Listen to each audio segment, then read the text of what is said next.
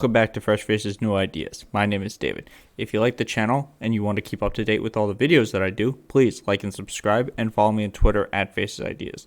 Now, this video is going to be about voting. Texas is looking at a bill, SB 7, about voting rights and how they're going to curb them. And we're going to take a look at a chart about who is the easiest place to vote and who is the hardest place to vote. So that's what's in this video. Let's go. Now, let's talk very briefly about voting, because it is important.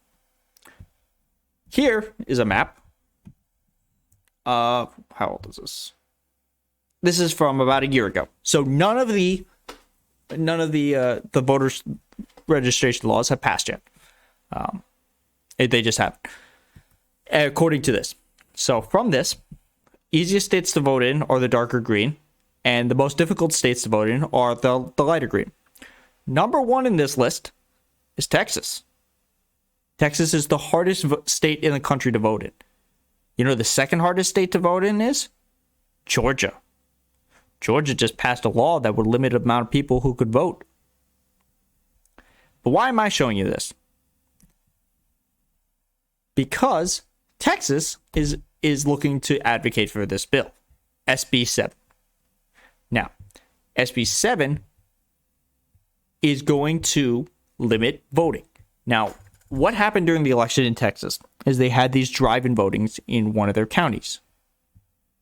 Let me see if I can find which county it was. Harris County.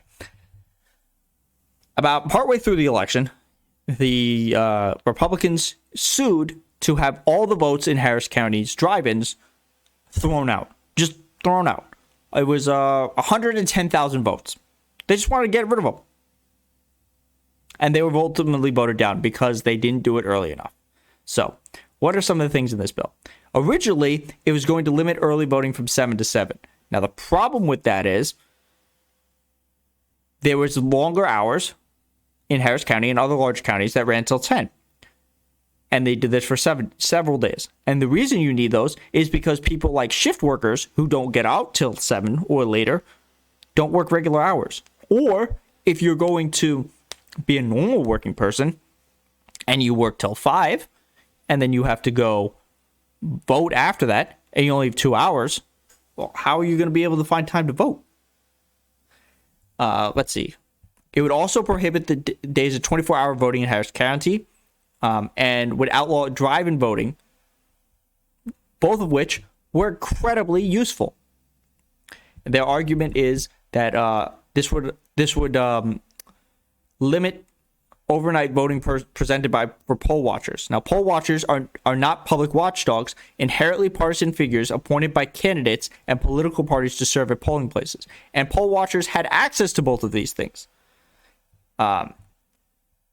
So if passed into law, this legislation would broaden poll watchers' access at poll places, even giving them power to video record voters receiving assistance in filling out their ballots if the poll watcher reasonably believes the help is unlawful.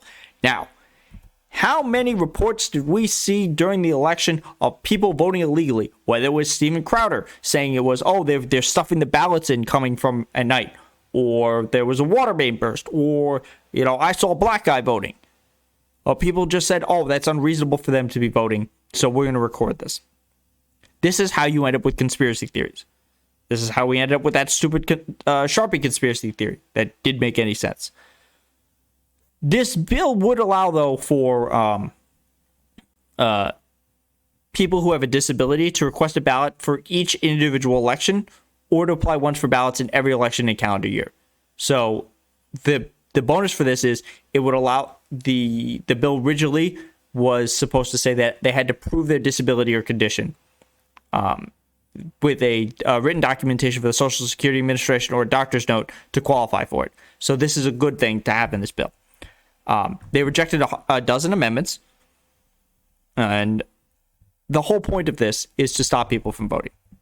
There is no voter fraud. Part of this bill also says that you can't, let me see if I can find that specific. Prohibits on sending vote-by-mail applications to voters who haven't requested them, comes after a pandemic-era election that saw a significant increase in voters cast by vote-by-mail.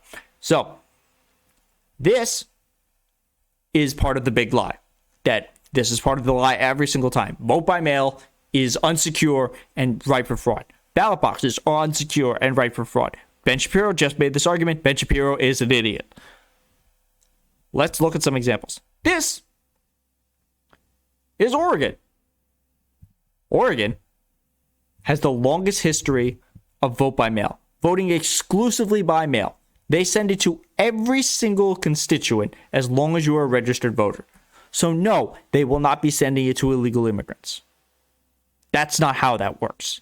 They have almost zero voter fraud in almost 20 years of doing this. Actually, more than 20 years. It's 23. There is no, look, I can't say this enough. Voter fraud is essentially a myth. There have been so few cases, it's a statistical anomaly that has not ever thrown an election into doubt, except for the Republicans stealing the election in South Carolina 9th District. And that is because the Republican operative there threw out and changed mail-in ballots in order to win the election. That is the only case ever of people changing an election due to voter fraud. There is no proof. It's substantial proof of any other changes in elections because of voter fraud. There is certainly no proof that the election in 2020 was stolen because science and data and facts don't agree with that lie. They just don't. Thanks for watching. If you like this content, please hit the subscribe button, hit the like button, and that'll keep you up to date on all my stuff. Thanks for watching, and I'll see you in the next one.